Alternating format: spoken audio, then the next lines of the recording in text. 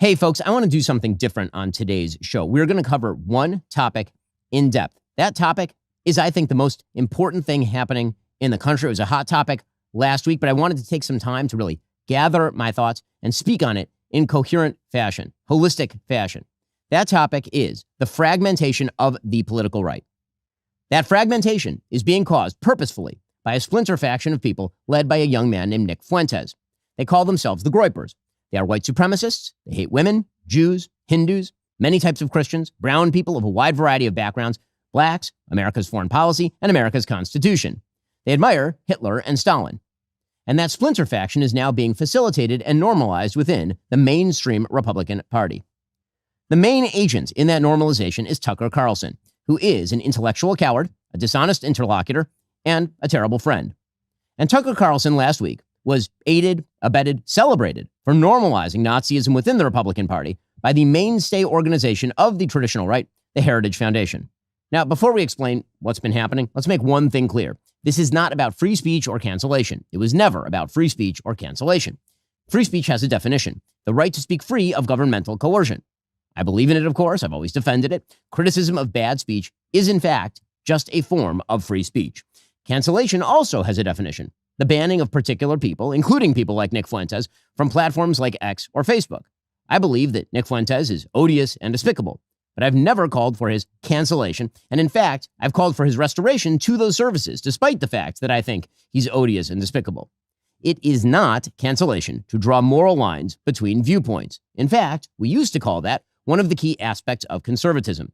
It is not cancellation to refuse to signal boost Hitler's supporters like Nick Fuentes. It is not cancellation to criticize Tucker Carlson for rhetorically fluffing Nick Fuentes and other anti-American crackpots. It's not cancellation if you urge others to stop promoting those who rhetorically fluff Nazi apologists. Those are all elements of free speech. And anyone who says differently is lying to you, and lying for the most cynical reasons to misdirect from their own defense of those Nazi apologists and their promoters. The issue here isn't that Tucker Carlson had Nick Fuentes on his show last week. He has every right to do that, of course. The issue here is that Tucker Carlson decided to normalize and fluff Nick Fuentes, and that the Heritage Foundation then decided to robustly defend that performance. Those who criticize both Tucker and Heritage aren't canceling. They are quite properly drawing a moral line. So, for those who don't understand what's going on, let's begin with Nick Fuentes. Now, as I mentioned, last week, Tucker Carlson had on Nick Fuentes. Fuentes is a 27-year-old man who's dubbed himself the leader of a movement called the Groypers. He has a large audience of alienated young white men in particular, and he's earned increased media attention over the course of the past few years, especially over the last year. Now, from Tucker Carlson's interview, you might have gathered that Fuentes has some borderline views on race, a peculiar obsession with what he calls organized Jewry, and a rather sad relationship with the female sex. But probably you came away thinking that, for the most part, Fuentes lives on the radical edge of normality.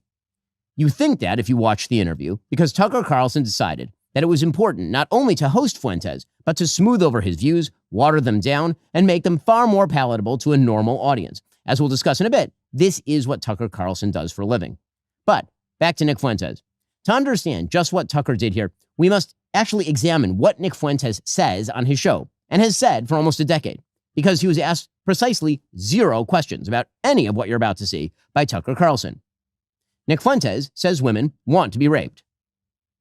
A lot of women want to be raped. And when I say raped, I mean like, that sounds bad when I say it like that. But there's like a lot of women that really want a guy to beat the shit out of them. But also they have to pretend, but part of it is they have to pretend like they don't. Nick Fuentes says that his followers should kill, rape, and die in his name. Raise your right hand. All right, everybody raise your right hand. Raise your right hand. Repeat after me. I will kill, rape, and die for Nicholas J. Fuentes. Nick Fuentes says that women are whores who shouldn't be in politics. I will continue my crusade against women in politics. It's always like this, and it's so ironic. Women are like, I don't like, when you say, I like, you have to affect the face. When you say to repeal the 19th Amendment, that offends me. That hurts my feelings. It's like, have you ever stopped and considered that maybe if you get offended, there's such a strong emotional reaction to political opinions you disagree with across the board. maybe that's one of the reasons why you shouldn't be making political decisions. I'm not attacking women. I'm attacking whores. You have no problems, right? I'm attacking whores. I'm attacking sluts. Stupid, dirty bitches. Nick Fuentes says that Jim Crow was actually better for black people. It was better for them too, number one, but number two, who cares? Who cares? You know, enough with the Jim Crow stuff. Who cares? Oh, they had to drink out of a different water fountain. Big fucking deal. Oh no, they had to go to a different school. Their water fountain in that famous picture was worse. Who cares? Grow up, drink out of the fucking water fountain. It's water, it's the same. You know, and, you know, even if it was bad, who cares? Who cares? It's better. It's better in general. We all agree it was better for them. It's better for us. Better in general. Nick Fuentes says that white people are justified in being racist. The reason that we talk about this, by the way, I know a lot of black people see this and they go, man, why are you always talking about black people, this and that? Because there just needs to be some shame here. Well, there's a few reasons. First, white people are every single bit justified in being racist. Every single bit justified, to the extent that that means going out of your way to avoid black people when you see them. Nick Fuentes is a Hitler admirer and a Holocaust denier. Buddy, it's Führer Friday. It is Hitler Friday. Shut up. It is Heil Hitler Friday, nigga. Heil Hitler, all my niggas Nazis. Hitler was a pedophile and kind of a pagan. It's like, well, he was also really fucking cool. So, you know, time to grow up. We're not children anymore. Am I right? Am I right? Am I right, boys? Am I right? Let's go. He was also really fucking cool. It doesn't really sound correct to me. Wait a second.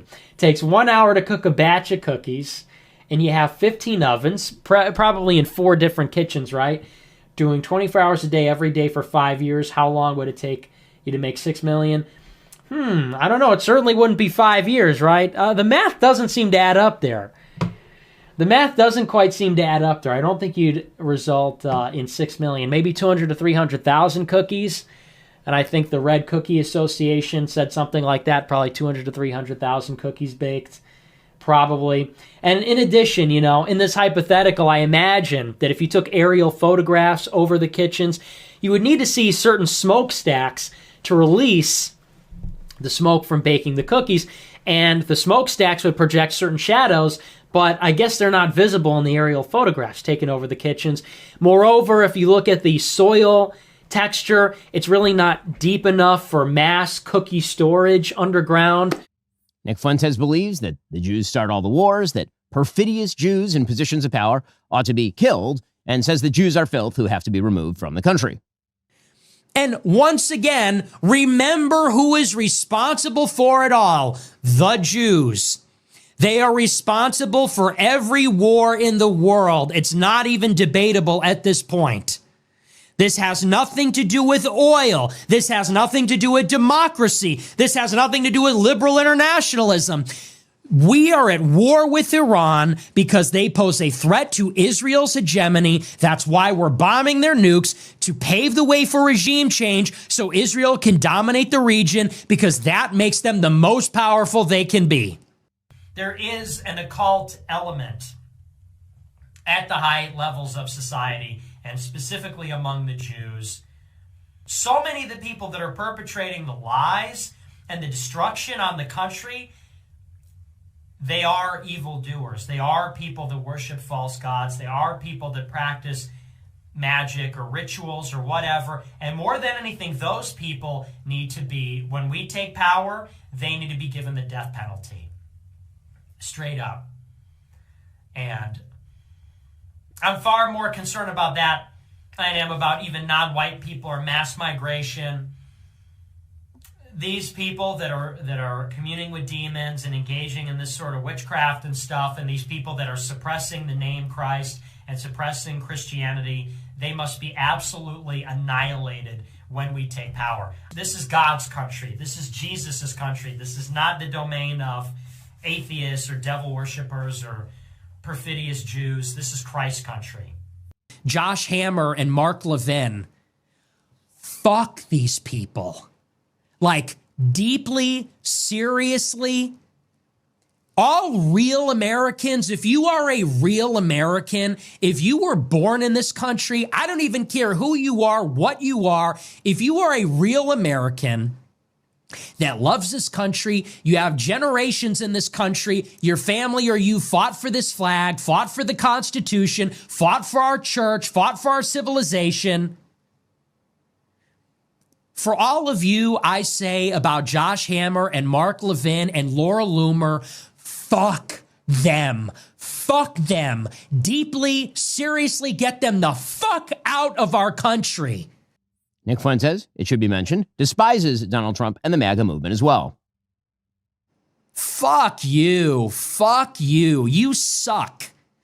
You are fat. You are a joke. You are stupid. You are not funny. You are not as smart as you think you are.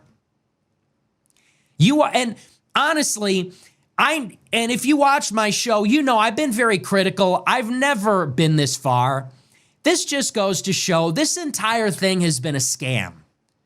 When we look back on the history of populism in America, we are going to look back on the MAGA movement as the biggest scam in American history. And the liberals were right.